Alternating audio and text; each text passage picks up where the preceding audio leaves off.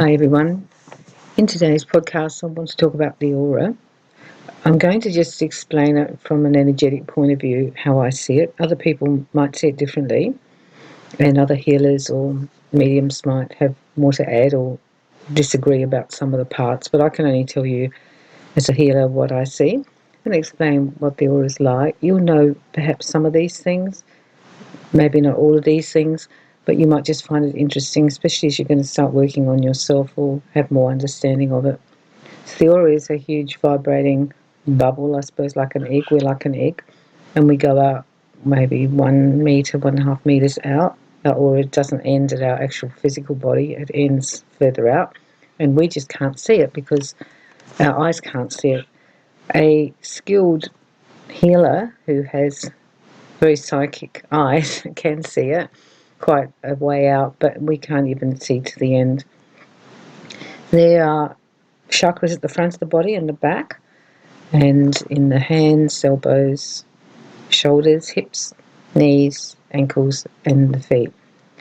The chakras are like a big acupuncture point, that's how I would liken it to, and they go out like a funnel, and they're different colours. So the one at the base is between your legs, and that runs down towards the ground, and that one's a red colour, so it vibrates a vibration of red. The next one is the sacral, it's just underneath your belly button, and that coming out, and that comes from the front and also from the back. So we have one coming at the front, and then we have one coming from the back, and that one is orange. The next one, I believe, is the navel. I really think the navel is actually a chakra, and I always include it when I do healings, and that comes from the front and then the back. I would say that's probably a mix between a yellow and an orange colour. I haven't seen it, so I can't actually tell you. The next one is the solar plexus, that's just above the belly button. And that goes front and back, and that's a yellow colour. Next is the heart chakra, front and back, and that's usually, they say it's green. I think there's pink in there as well. The throat is front and back, and that's blue.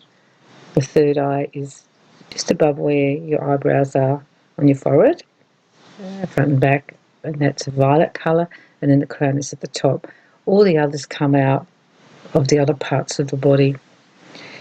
When we talk about the chakras, everyone thinks there's only the chakra.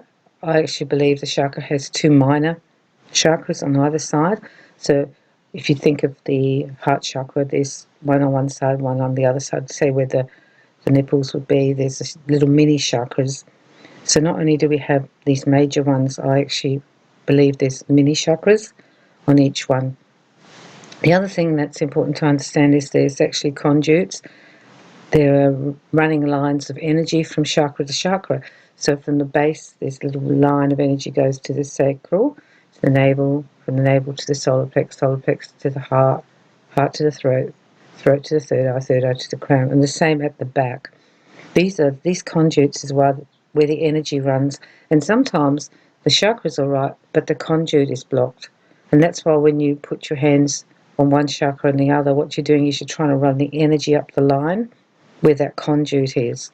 So if ever you do healing, and one really powerful healing to do is that you place your left hand on your crown on your head, and you put your right hand on your base, and you just do that for a few minutes and then move all the way up every chakra. And what you're doing is you're feeding the chakras, but you're also running the light, forcing the light through the conduits. Our chakras are very important. They are our big energy centers, and they're pulsating all the time. They contain several levels out. Now the layers are the next part I want to speak of. They're the 7 layers that go out from the body right to the edge of the aura, to the end of our little egg. I see them as veils. So there's the first one is the body, and the next one's I think called the etheric, and that's the next one, right next to the body. And then we have, in that group, we have the emotional, the mental, the astral body, and then we have the last 2 bodies. The layers are very important. The ones that we have to work, which was the emotional, the mental, and the astral layer, they're the ones that we are mostly predominantly working with The last two are more spiritual layers, the causal layer. They are the layers that are more to do on the soul level, and they're much more highly vibrational layers and not so into our everyday life. The aura is very important because the vibration is also important. The energy in our aura is vibrating at the right rate, then we're going to be well. And anywhere that it doesn't vibrate well and high, we won't be well. And every organ has its own vibration. So every organ in the aura isn't just an organ, it isn't just a stomach. It has the stomach vibration, the heart vibration, the kidney vibration. And while our vibrations are up exactly where the kidney likes to be, we'll be healthy. When the vibration goes down, we won't be as healthy. That's why Reiki and healing works, because when we put our hands, for example, on our stomach, we're sending in high vibration light. It brings the vibration up of the organ, and the organ gets better. There is a belief that the Earth is vibrating at a certain rate, and that if we are also vibrating at a similar rate, that we will all be healthy. Keeping your vibration up is very, very important.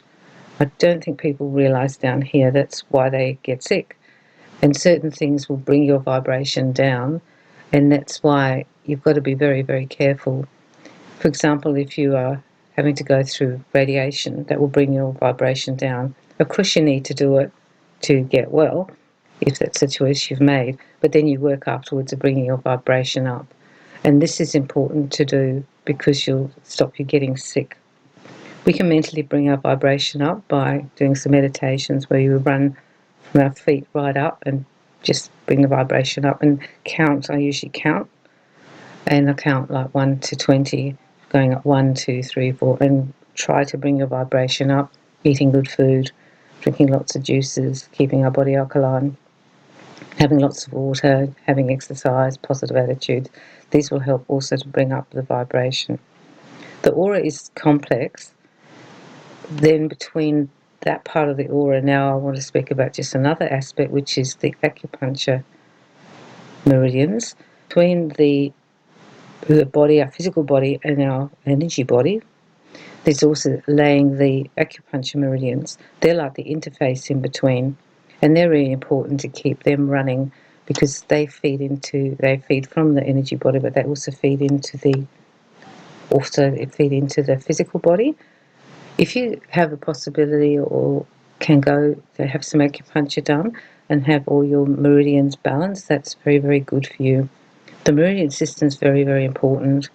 One of the ways you can help your meridians if you can't get to the acupuncturist is to hold every finger.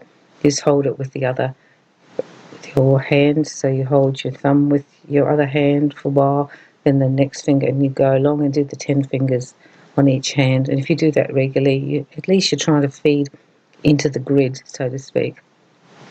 I really believe that if more people had acupuncture as well as healing, that they could feed and heal those different systems, because they're all the energy systems.